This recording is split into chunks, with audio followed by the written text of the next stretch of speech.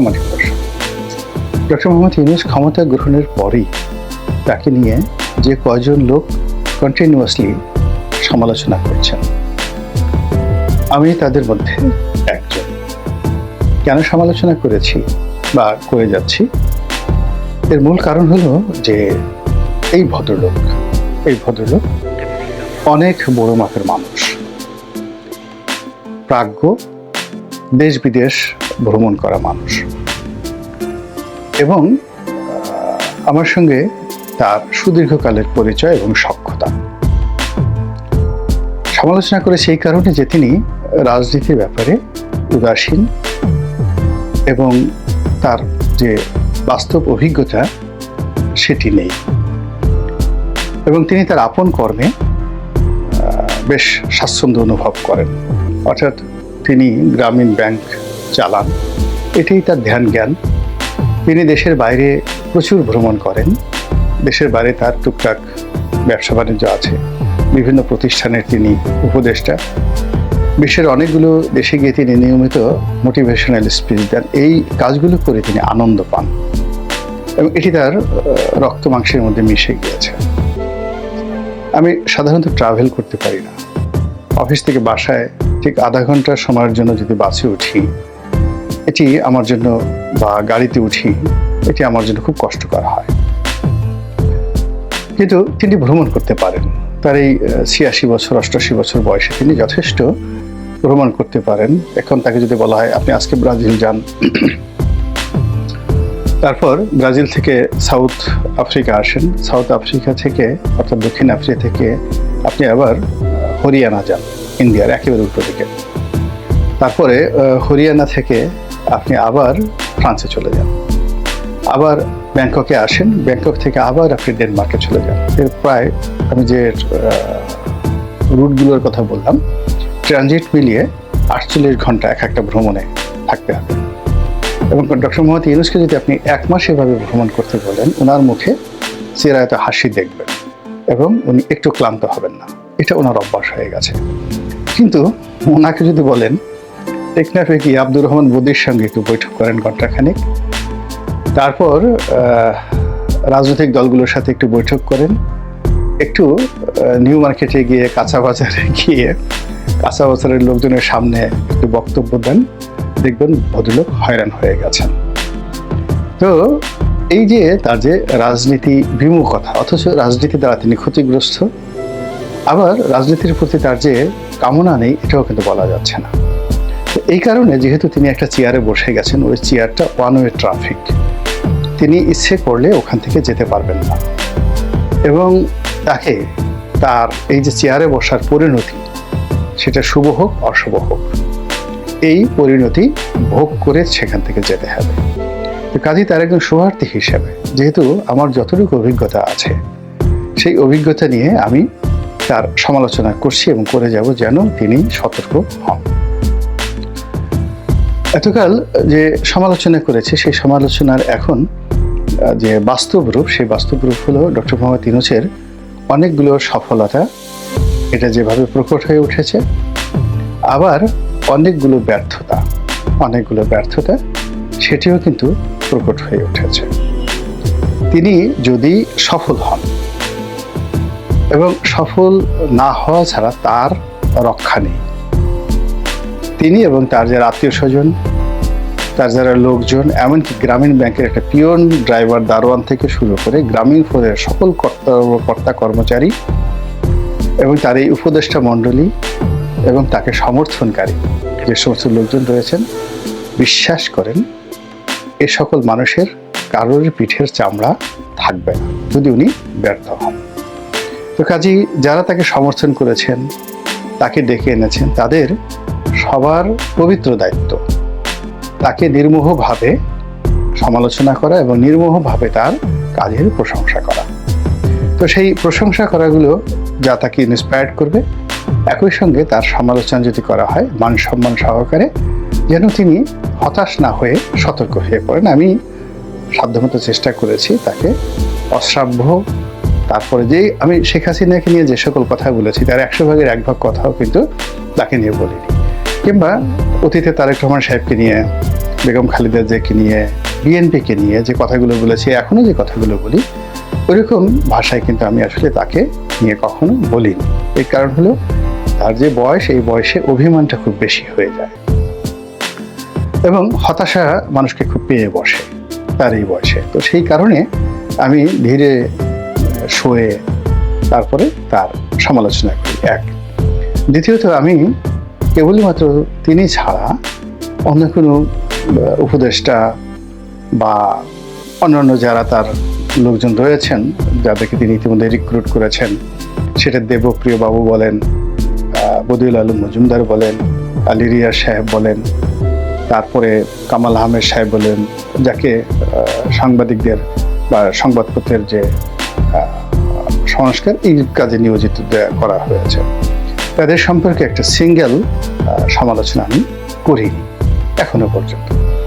তারপর যারা উপদেষ্টা রূপে রয়েছেন, নাহিদ রয়েছেন, তারপরে নাহিদের সঙ্গে আর একজন আছেন, তো তাদের সম্পর্কে আমি কোনো কথা বলিনি। এর কারণ হলো ওনারা সবাই আমার যে জ্যেষ্ঠ সন্তান তার চেয়ে 3-4 বছরের ছোট। তো কাজেই ওই চেয়ারে বসে আছেন, আমি কেবলই তাদের চেহারার মধ্যে আমার সন্তানের প্রতিচ্ছবি দেখি। তো যার জন্য তাকে নিয়ে কি সমালোচনা করব। বাইরে যারা আছেন সমন্বয়কদের মধ্যে যারা সিনিয়র, বিশেষ করে উমামা আছেন, তারপরে সার্জিস আছেন, এখন তারপরে আর একজন ভদ্রলোক আছেন, আমি বারবার শুধু তার নামটা মনে করতে পারি না। এই সময়টাতে তাকে নিয়ে অনেকেই সমালোচনা করেন। পরে জানলাম যে তিনি আমার নির্বাচনী এলাকায় বিয়ে করেছেন। তো এই ভদ্রলোকদের সম্পর্কে, এরা আমার সন্তানের বয়সী, তাদেরকে আমি এখন পর্যন্ত কোনো সমালোচনা করিনি এবং তাদের কোনো নেগেটিভ কথাবার্তা আমি শুনি না, কখনোই শুনি না। এর কারণ হলো যে আমার জীবন ব্যক্তিগতভাবে একেবারে গত 15টি বছরের মধ্যে 10টি বছর রীতিমতো জাহান্নামের মধ্যে ছিল। তো এই যারা যুবক, যারা জীবনের ঝুঁকি নিয়ে অন্তত শেখ হাসিনা রেজিমের যে একটা অবসান ঘটিয়েছে, ফলে আমার ওই শেখ হাসিনা সংক্রান্ত, আওয়ামী লীগ সংক্রান্ত যে ভীতি ছিল, ভয় ছিল, আতঙ্ক ছিল, অস্বস্তি ছিল, সেই কারণে আমি আসলে তাদের সকলের প্রতি কৃতজ্ঞ। 2 নম্বর হলো যে যারা এই মুহূর্তে উপদেষ্টা হয়েছেন, আপনারা সবাই জানেন যে এখন এটা ওপেন সিক্রেট হয়ে গেছে যে প্রথম দিকে ডক্টর মোহাম্মদ ইউনূস বা সেনাবাহিনীর পক্ষ থেকে একটি জাতীয় সরকার করার চেষ্টা করা হচ্ছিল এবং রাজনৈতিক দলগুলো থেকে প্রতিনিধি নিয়ে একটা বড় আকারে সরকার পরিচালনা করার একটা চেষ্টা ছিল। এবং সে ধরনের জাতীয় সরকার হলে রাজনৈতিক যারা লোকজন আছেন তারা অনেকেই অন্তর্ভুক্ত হতেন এবং সেখানে হয়তো আমিও হতাম, কিন্তু রাজনৈতিক দলগুলো সেটা গ্রহণ করেনি। এর কারণ হলো যখনই একটা জাতীয় সরকার গঠিত হতো, এই নির্বাচন করা থেকে শুরু করে বর্তমান যা কিছু হচ্ছে সব কিছুর জন্য সেই জাতীয় সরকার দায়ী হতো এবং রাজনৈতিক দলগুলো এখন যেভাবে কথা বলছে ওভাবে বলতে পারেনি। তো যেহেতু রাজনৈতিক দলগুলো স্বল্পতম সময়ের জন্য 1 বছর 2 বছরের জন্য ক্ষমতা পেতে চায় না, তারপরে যাকে বলা হয় উপদেষ্টা হওয়ার জন্য রাজনৈতিক দলগুলোর, বড় বড় দলগুলোর কারোরই ইচ্ছা ছিল না, তাহলে তো তারা প্রস্তাব গ্রহণ করত। অন্যদিকে আমরা যারা নির্বাচিত হয়ে সংসদ সদস্য হয়েছি, রাষ্ট্রীয় ক্ষমতা ভোগ করেছি, তাহলে আমরা এটার সৌন্দর্যটা জানি, আরাম আয়ের জানি, আবার এটার বিরোধ এবং বিপত্তি জানি। এখন যারা এই অল্প সময়ের জন্য 1 বছর 1.5 বছর বা 3 মাস 6 মাসের জন্য হন, মূলত তাদের সবারই রাজনৈতিক ক্যারিয়ার থাকে না। এবং আপনি দেখেন অতীতে যারা এই তত্ত্বাবধায়ক সরকারের উপদেষ্টা হয়েছেন তারা কেউ কিন্তু আমাদের সমাজে ওয়েল অ্যাকসেপ্টেড হননি, কিন্তু তারা সফল হয়েছেন, কিন্তু তারপরেও এই সমাজ তাদেরকে গ্রহণ করে। তো সেই ক্ষেত্রে যারা উপদেষ্টা হয়েছেন তাদের জন্য মূলত আমার বলতে গেলে এক ধরনের ভালোবাসা, শ্রদ্ধা, সহযোগিতা থাকা উচিত। কেননা যারা হয়েছেন তাদের সবারই সামাজিক জীবন, অর্থনৈতিক জীবন, পারিবারিক জীবন বিনষ্ট হয়ে যাবে আগামী দিনে। যারা রাজনৈতিকভাবে পরীক্ষিত লোক, যেমন ধরুন মির্জা ফখরুল ইসলাম সাহেব, মির্জা আব্বাস, কিংবা বিএনপির প্রথম সারির 100 জন নেতাকে যদি বলা হতো উপদেষ্টা হওয়ার জন্য, কেউ কিন্তু হতেন না। এর কারণ হলো তিনি যেই মুহূর্তে উপদেষ্টা হতেন, সঙ্গে সঙ্গে বিএনপির সঙ্গে তার রাজনৈতিক সম্পর্কটা কাটা হয়ে যেত। তিনি জীবনে আর কখনো বিএনপি আওয়ামী লীগ কোনো দলের মনোনয়ন তিনি আর পেতেন না। তো কাজেই এই সকল লোক, এই সকল লালসা বাদ দিয়ে যারা উপদেষ্টা হয়েছেন, আপাতত তারা কাজ করছেন, কেউ হয়তো ঈর্ষাপরায়ণ হচ্ছেন, কিন্তু অন দ্য লং রানে তারা বলতে গেলে অনেকটা কুমারী পূজা হয় হিন্দুদের মধ্যে, যে মেয়ে কুমারী পূজাতে বসে তার নাকি আর জীবনে কখনো বিয়ে থা হয় না। তো এইরকম এখন যারা আসছেন তারা অনেকটা কুমারী পূজার সেই যাকে বলা হয় সেই উপলক্ষের মতো। তো এদের সামাজিক জীবন আজকে চিন্তা করুন, আসিফ নজরুলের অবস্থার কথা চিন্তা করুন, রেজওয়ানার অবস্থা চিন্তা করুন। ওনারা আগামীতে টেলিভিশনে গিয়ে কোনো কথা বলবেন, একা একা রাস্তায় চলবেন, এটা একেবারে অসম্ভব বিষয়। তো কাজেই তাদের জন্য দোয়া করা, তাদেরকে সহযোগিতা করা, তাদেরকে ইন্সপায়ার্ড করে যেন তারা সফল হন, অ্যাট লিস্ট যেন আমরা যারা আবার ক্ষমতায় আসতে চাই আমাদের জন্য একটা পথ করে দিতে পারেন, এতটুকু সহযোগিতা দরকার। তো এই জন্য ডক্টর মোহাম্মদ ইউনূসের যে সমালোচনা যেটা করেছি, এটা বিদ্বেষপ্রসূত নয়, এখনও নয়, এবং সেগুলো তাকে সতর্ক করার জন্যই করেছি। এবং আজকেও যে কথাগুলো বলছি সেটা হলো সমালোচনা নয়, তার সফলতার অনেকগুলো যাকে বলা হয় সিঁড়িতে ইতিমধ্যে তৈরি করে ফেলেছেন। আমাদের যে ব্যাংকগুলো, সেই ব্যাংকগুলোতে আসলে অনেকগুলো 8 থেকে 10টা ব্যাংক পুরো মাত্রায় দেউলিয়া হয়ে গেছে। তো তিনি ইচ্ছা করলে কিন্তু এই 10টি ব্যাংকে দেউলিয়া ঘোষণা করতে পারতেন, দায় দায়িত্ব তার হতো না, দায় দায়িত্ব হতো তাকে বলা হয় শেখ হাসিনার। আর যত ঝামেলায় পড়তেন মালিক এবং যারা গ্রাহক তারা। কিন্তু তিনি ঝুঁকি নিয়ে এই ব্যাংকগুলোকে এখন পর্যন্ত বাঁচিয়ে রেখে মূল স্রোতের সঙ্গে অ্যাডজাস্ট করার চেষ্টা করছেন। এটা একটা বিরাট সফলতা। দেশে ডলার সংকট কমেছে, তারপর দেশে ফরেন রিজার্ভ বেড়েছে, আমদানিতে একটা গতি এসেছে, এবং এক্সপোর্ট যে আপনি এক্সপোর্ট প্রমোশন ব্যুরোর যে রিপোর্ট, আপনি দেখবেন যে এক্সপোর্টটা কিন্তু ঘুরে দাঁড়িয়েছে এবং নতুন কোনো বিনিয়োগ হয়নি। তারপরে বিদেশি বিনিয়োগ, যেটা ফরেন ডাইরেক্ট বিনিয়োগ বলে, সেগুলো হয়নি, কিন্তু তারপর এক্সপোর্ট বেড়েছে, আমদানিও বেড়েছে। আয়করের অবস্থা ভালো না, এটা সত্য, এটাও হয়তো ঠিক হয়ে যাবে। সবচেয়ে বড় বিষয়টি ডক্টর মোহাম্মদ ইউনূস সরকারের সফলতা হলো সরকার নিজে উদ্যোগী হয়ে, এই সরকারের যারা কর্তা ব্যক্তি, প্রতিহিংসা পরায়ণ হয়ে কাউকে আক্রমণ করেননি, কারো বিরুদ্ধে নিজেরা মামলা দেননি, এবং সরাসরি এটা ডক্টর ইউনূসের নির্দেশে হয়েছে, আসিফ নজরুলের নির্দেশে হয়েছে, এমন কোনো যে রাষ্ট্রীয় কুকর্ম এখন পর্যন্ত আমরা দেখিনি। যেগুলো মামলা মোকদ্দমা হয়েছে এর সবই রাজনৈতিক, এবং এর সঙ্গে রাজনৈতিক পান্ডা, গুন্ডা, বদমাইশ লোকজন জড়িত, এবং ওটা নিয়ন্ত্রণ করার ক্ষমতা ডক্টর ইউনূস দূরের কথা, ওখানে নেপোলিয়ন বোনাপার্ট আসলেও এই অল্প সময়ের মধ্যে সেটা সম্ভব ছিল না। তো এই যে সরকার এখনো পর্যন্ত প্রতিহিংসা পরায়ণ হননি, কিংবা ডক্টর মোহাম্মদ ইউনূস নিজে ক্ষতিগ্রস্ত হয়েছেন, সেই ক্ষতির জন্য তিনি ঠিক ওইভাবে শেখ হাসিনা যেভাবে আক্রমণাত্মক ভাষায় কথা বলতেন, তো সেইভাবে তিনি এখন পর্যন্ত কথা বলেন। এগুলো খুবই প্রশংসার দাবিদার। এরপর হলো সরকার যেটা করছে সেটা হলো পাবলিক সেন্টিমেন্টকে কিন্তু তারা পাত্তা দেওয়ার চেষ্টা করছে।